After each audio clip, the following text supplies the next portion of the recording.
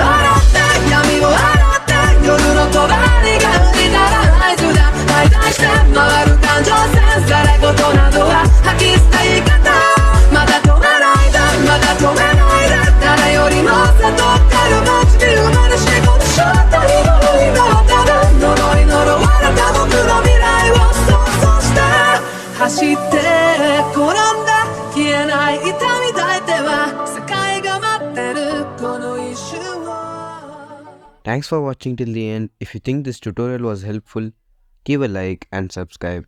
Don't forget to leave a comment on how the drawing turned out. See you guys in my next video.